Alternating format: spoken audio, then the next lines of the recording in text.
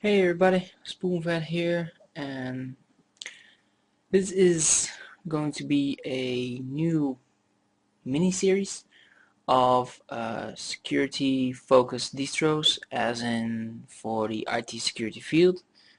The reason I started this is because I just recently got my ECWPT, let me say that again, really slowly, ECWPT certificate. I passed the exam from eLearn Security, which I'm very happy about and I'm very proud of. And right now we're starting with BackBox. And alright, I'm back. You probably don't have noticed, of course, because I've edited this. But still, you can try BackBox without installing, or you can do compatibility mode, persistent mode, text mode. Compatibility mode is probably safe mode. Persistent mode is, I think, if you have this on a USB stick, you can write to the USB stick. And text mode is just text. I'm just going to try without installing in US, and then we'll install it. Of course, we'll install it. Why did I start with BackBox? Well, Backbuntu, I mean, or BackBox? No, BackBox. Why did I start with that? Is because, well, I have to start somewhere.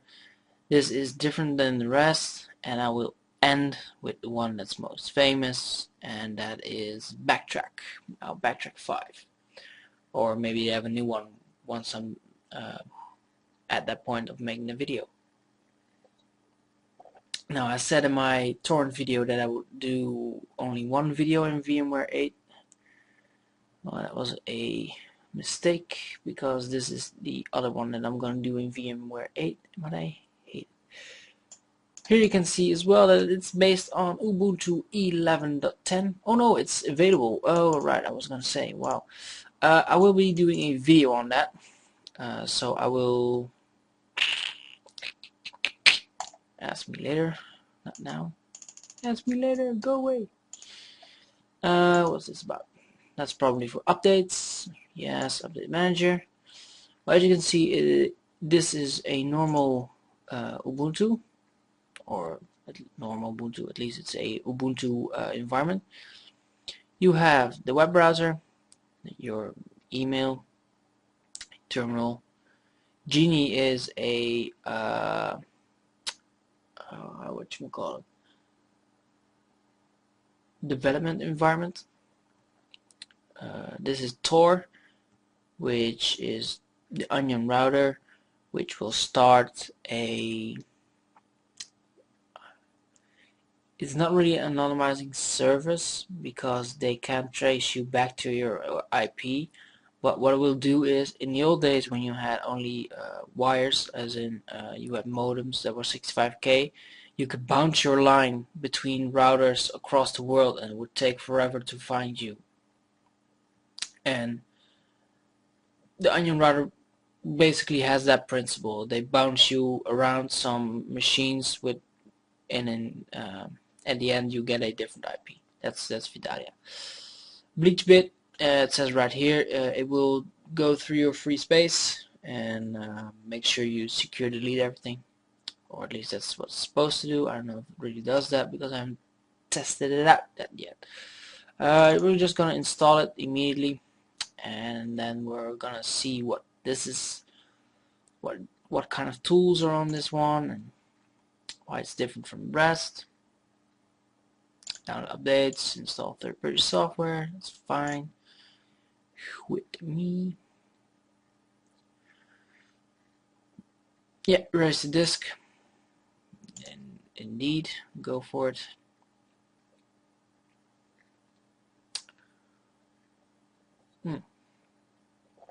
Let's do time, and I will do that keys.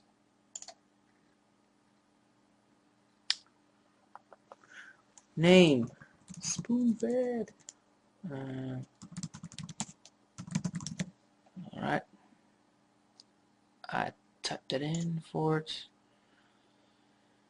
And in this case, you obviously should opt for the encrypt my home folder, as this is a security distro and this weak password don't let it fool you. I thought I clicked forward. I was gonna say. Uh, it looks great. Um, I will not be doing everything in comparison to Backtrack 5 or something like that, because that's unfair. I could give a quick list of which ones I will do. I will do Backbox, which I'm doing right now. Of course, I will do Backtrack. I will be doing the ones they use in Belgium, if I can get it, because I had it and then it got lost somewhere, and I had really a hassle. I have SumUI, which is a web testing framework. I will be doing Weaker Than. Um, I will be showing you, it's not really a distro or environment, but I will show you Katana, which is done from a hack from a cave, and you have a lot of options in which you can boot up, including Backtrack, but also you have some different stuff. And I can't really remember other stuff I have. I had one that's about reverse engineering malware. So it's RAM Linux, reverse engineering malware Linux. I will be doing that one. Also security, for IT security. And I think that's about it. Whatever I'm missing right now, you will see in the videos. I will be posting this on linux.spoonfed.org and on hacking.spoonfed.org, because they are, well, they both, they belong in both categories. Also, one of the reasons I was not be able to post anything was that somebody pushed the wrong button, which I explained in my last couple of videos. But that means I still have, like, I don't know, 250,000 files to go through, and that's a lot, obviously. And it's pretty hard to like really make time for that, to go through all those files I recovered from the hard disk in order to continue to keep my data. And actually it was a backup from another external hard drive that just failed, which was understandable. So I bought a new one. Yeah, so on and so on. Yeah, and then I got the news that I got my ECWPT, which I could kind of explain right now. I mean, we have time for it anyway. It is from elearnsecurity.com. I think I already said that. It's done by Armando. His last name I think starts with an R. I want to say Romero, but I don't know. It's probably not his name. Anyways, his first name is Armando, and he has started up this company that basically gives out training in pen testing, but it's really affordable. Pen testing with Backtrack is not expensive, don't get me wrong, but this one is more of a beginner level, let's say. You can easily step into this program and learn a lot from it, pass the exam, and you will really have a good general understanding of what is a pen test, what are the some tips and tricks you can use, and what does the end report look like.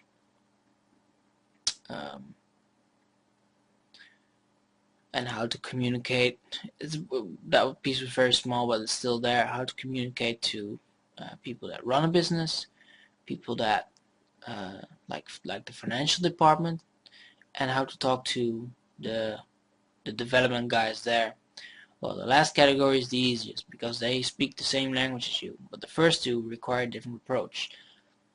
To speak to the business owner or director or CEO, you need to be brief. You need to have a good summary, as in it must be all the core problems and stuff you did, you need to put in there. So I did the pen test. I found out these things. They will cost you this much if you don't fix it, and these are the steps you need to fix. That's it. Now for the financial department, it's basically the first story, but then a bit more, how you would call it, a bit more detailed, a bit more thorough, specialized on the financial side of things. So with every step, you want to make a estimate on how much damage that could do the company. Now to the development guys, you do, like I said, they speak your language, so you will tell them in jargon what I need to fix, what you did, and you give them the steps to recreate the problem, or not problem, but recreate the exploit, so they can verify that you did your job. Now that's basically it. That's what I did. The first time I got it back because I made some assumptions, and like I said, don't assume, because you make an ass out of you and me. Oh, I did it anyway. It's only natural. So I failed the first time, but they give you a second attempt for free with some notes on what you should change, and with those notes they hope you succeed the second time, which I did. So yeah, it's not much more I can say about that.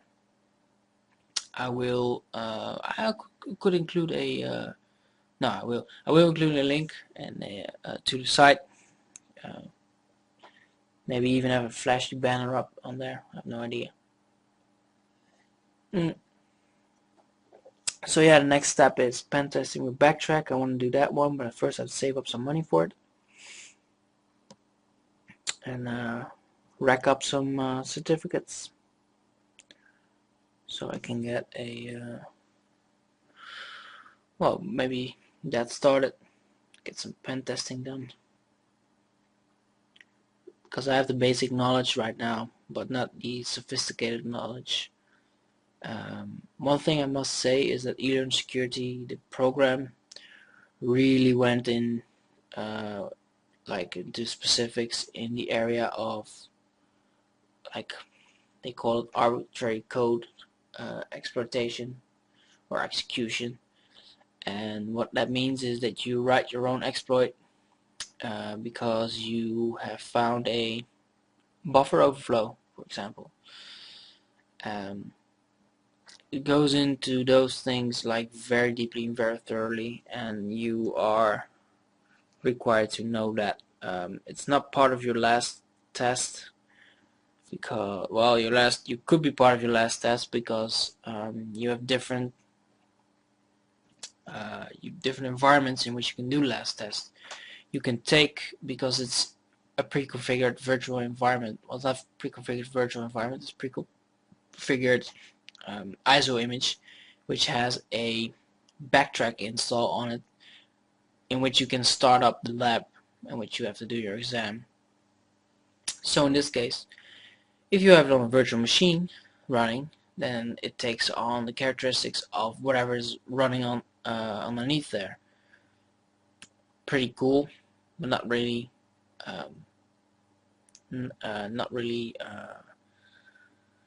representative of the outside world, in which you most of the time don't have a virtual machine running on top of another machine, but have the real operating system running. So actually what you should do is have one computer dedicated to the pen testing environment and one computer dedicated to being the victim.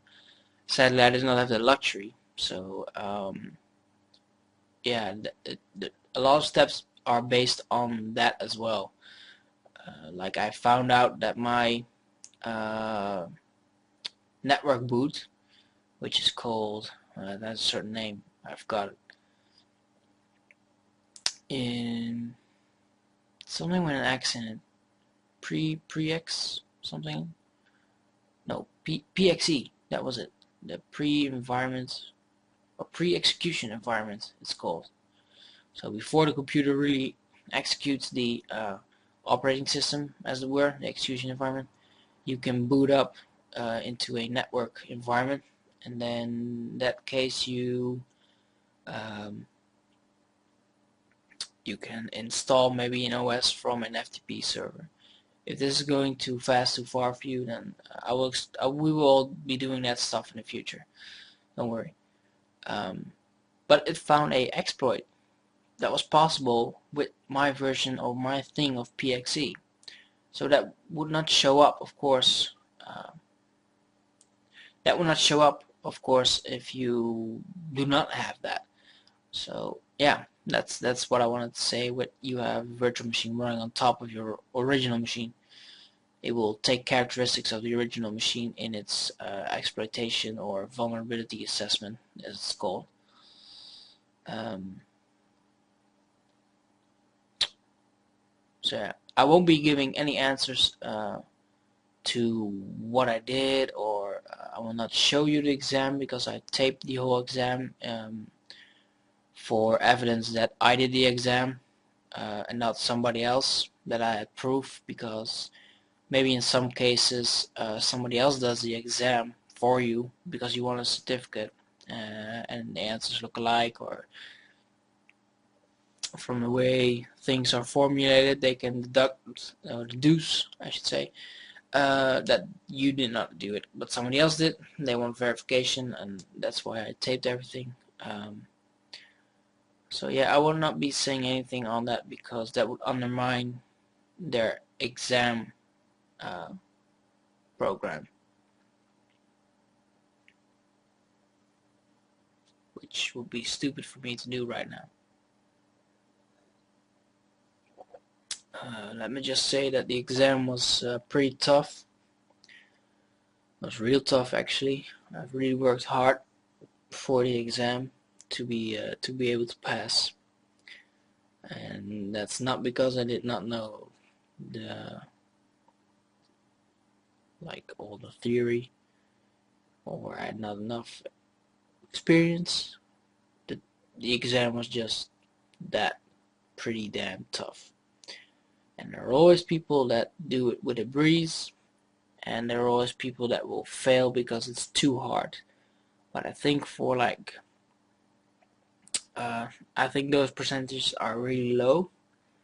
I think for the general, the main body of people in between, as in maybe 2% fails because it's too hard, uh, and 2% finds it too easy.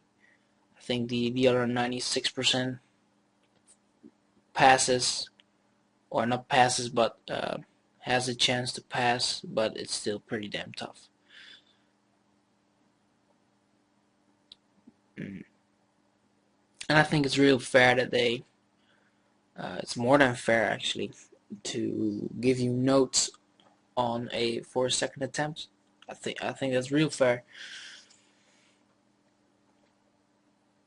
because I don't know any higher educations that will give you notes on what you did wrong on a test and give you the ability to reform the answers or something, or rewrite the answers and do it again, and then turn in the paper again with just those things. So the rest is already good, and they will again check your answers that you changed to see if you scored a this time or not.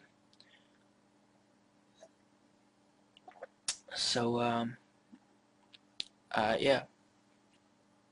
Now I don't know if they do that with everybody, of course, but they did it with me, and I'm happy with it. After we do the distros here, we did the security distros. We will be looking at how to set up a virtual environment, or environment in which you can train, because that's pretty important, and that will give me a nice little step into a more advanced world of Windows, because I haven't really done anything with Windows yet, as in how the operating system itself works. Basically all we've been doing so far has been how to do file formats, like the last video I did was on torrents, how to install applications so you can open a lot of stuff, and you have some ability to work on Word documents, for example, or PDF files. Basic security, as in virus scanner. It's usually the ones that we only did.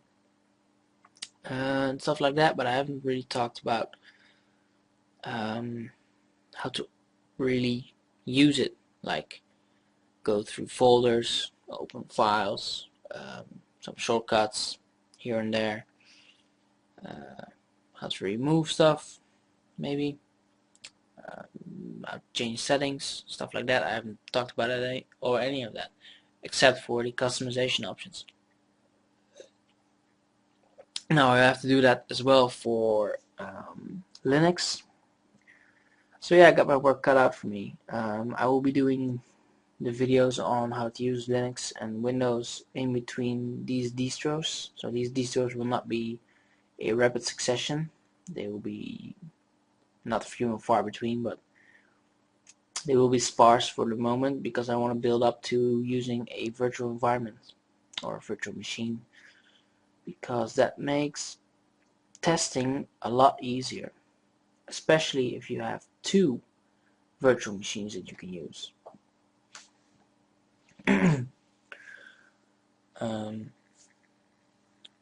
Like one Windows system, like XP, unpatched, no service packs installed, and on the other hand you have your pen testing distro to just try out some stuff that you learned or whatever, or even better, just try to pen test CentOS with some stuff running, a web server or FTP server, whatever you want. So that's what I will be doing, and then before that I will have to show you on Linux how to run a web server, how to run an FTP server, where do you install the programs. All that stuff will be we will be going through that. I must say that this install's taking a pretty damn long time, which is why I will only be doing this one and the video about torrents today, and then I will stop and I will try to do a video from now on every day, one video, taping at least one video, and then I don't know what my release schedule will be. Probably pretty weird.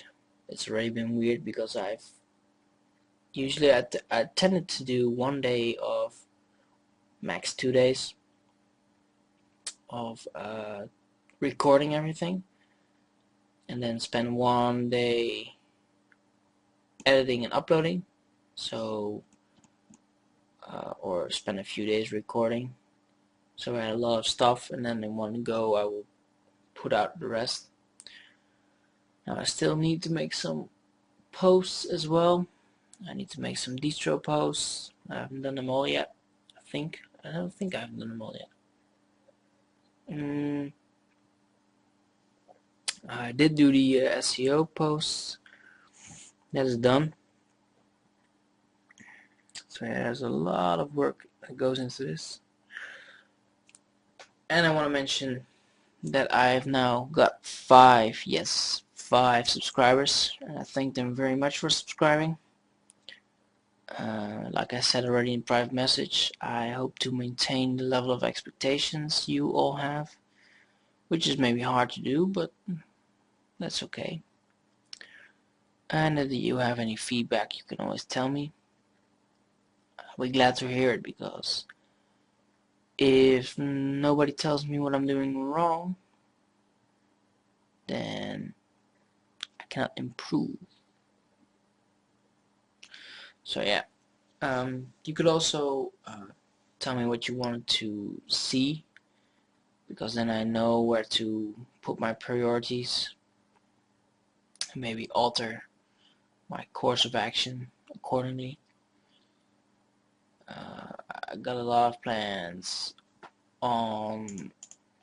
in my mind still for spoon-fed. There are loads of areas I still haven't gone into, so yeah, I have enough work for me cut out for me. I mean, system's going to reboot now. No. Okay, go for it.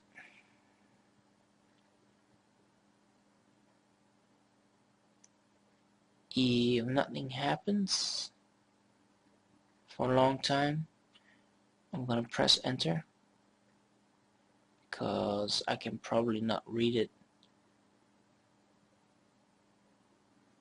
but it will say something along the lines, remove this from tray and press enter.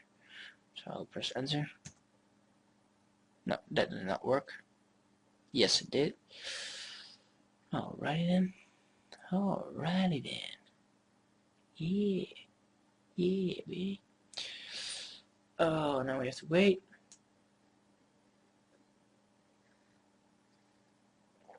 Probably it's booting a bit slower here than it will be on your normal computer. Like I said, because I'm in a virtual environment.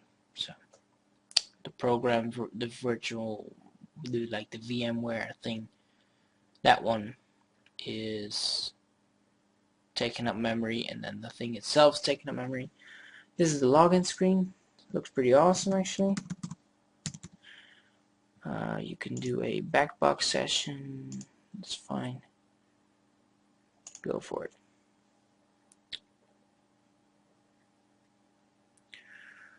Well, now.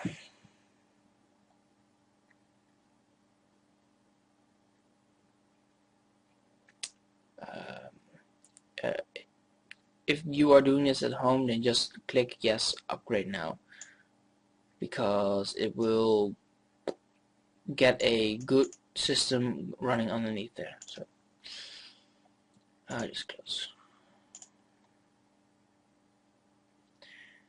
Now this is the software updater, which has a lot of stuff in it. You can go, you have the Z-Attack proxy. That's pretty cool. Skipfish is an awesome tool.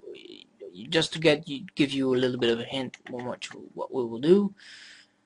BackBox Firefox updates, and these are just for the normal ones. Get a file, and so on and so on. Alright, so we have audit, we have a bunch of tools there, and you have services. You have a bunch. These are your normal stuff. So on system you have the normal stuff in here. Office, you have some of the things like Abbey Word, multimedia, internet browsers, and Vidalia, like I said, IRC chat, Hex editor, always nice to have, always handy. And let's go into audit. You have information gathering, Maltego. Maltego is a cool sort of, well, I would call it an environment, which you can do a lot. The harvester will get a lot of info online. Some stuff here, passive reconnaissance, ZenMap does a lot of stuff. Web application, Blind Elephant does CMS detection and I think exploits, but I'm not sure. This one for sure does that, and this is for WordPress. You also have Joomla Scan, which is another one. I've never worked with this one yet, so I cannot really comment on it. I know it's big, but I haven't used it yet, so in the future this will be the first time for me as well. Web scanners I have used a lot. Skipfish is one hell of a tool. Really, Skipfish is the bomb. It will send huge amounts of data to the target, even with a correct configuration. But still, it will give you a hell of a lot of information, really. Exploitation, SQL Map is the best one. I think SQL Ninja is more expert version. SQL Map does a lot of good stuff for you. This is Metasploit framework and Armitage or Armitage. Social engineering is a set framework. Social engineering something else. You have some password cracking like fcrackzip and John the Ripper, offcrack, PDF crack, that sort of thing. For sniffing means to look at the packets on the network and what kind of information is in there, are the images, what links do they visit, what passwords do they fill in, and so on, so on, so on. And SSL strip makes it so people will go to the HTTP version instead of the HTTPS version of the site. And Wireshark is a, like it says, network traffic analyzer. You can keep it running to start capturing packets and then like filter through those packets to see what's going on.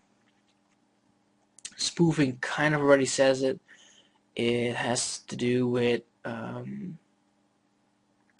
how you can spoof an access point, for example, so people will log onto your laptop instead of the router or modem in question.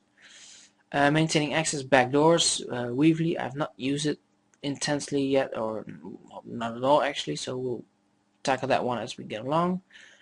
Forensic analysis, some tools for getting stuff, acquisition, which usually means copying the hard disk in question or getting files from it, but I think that's what it is. Data recovery is getting the actual files from that hard disk or ISO image. Some formatting tools. File analysis is pretty cool. Stack height will look through files, usually images are used, to see if other data has been added in there. It's pretty cool. And wiping is to securely delete stuff. VoIP analysis. I haven't done stuff with VoIP because I don't have VoIP here. Voice over IP, it stands for Voice over Internet Protocol if you want to be very specific. I can explain what it is. If you have internet via ADSL, which is asymmetric digital subscriber line, which is a mouthful, you used to have your phone on an analog line, meaning you would have your phone signal going through a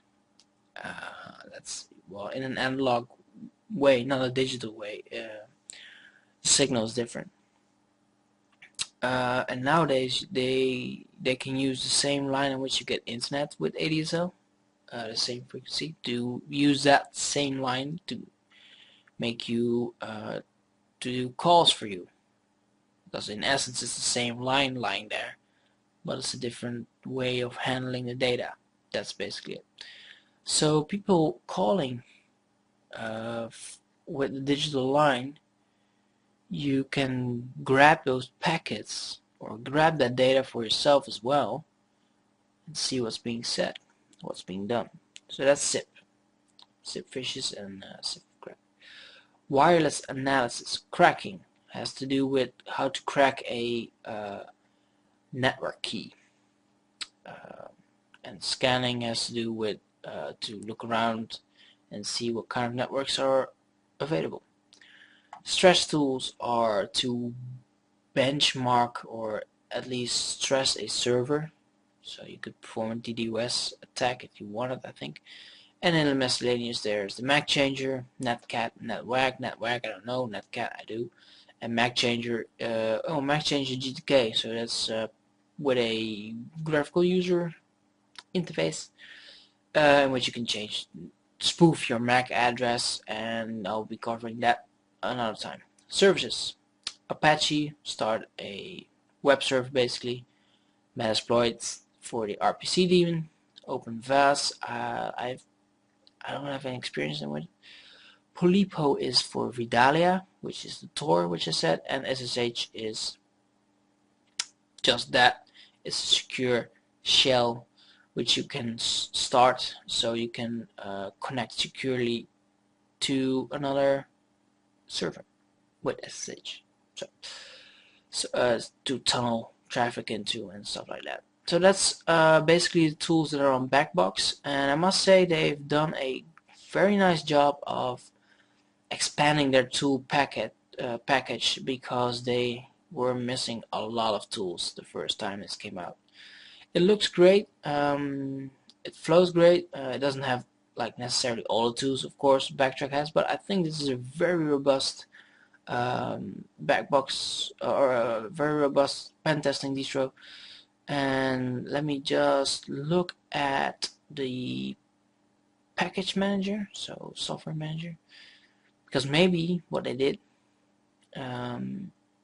is have a special tab for. No, they don't. Oh, no, that's too bad. Oh, they do have. No, they don't. No, they don't. Too bad, too bad, too bad. I hoped they had a special tab for all the software you can use for pen testing, but they don't. Well, that's okay. That's okay. So that's it for BackBox Linux. I would suggest give it a shot. At least try it out, because this one was based on Ubuntu before Backtrack was based on Ubuntu. Backtrack used to be based on just Debian and the old Ubuntu 8.10, something like that, and now it's based on Ubuntu 10.04 or 11.04, one of the two. And BackBox Linux was already based back then on the latest version of Ubuntu, which was 10.10 or something like that, 10.04. So take that in mind. There's not really more to say except see you next time, and we will have lots of fun.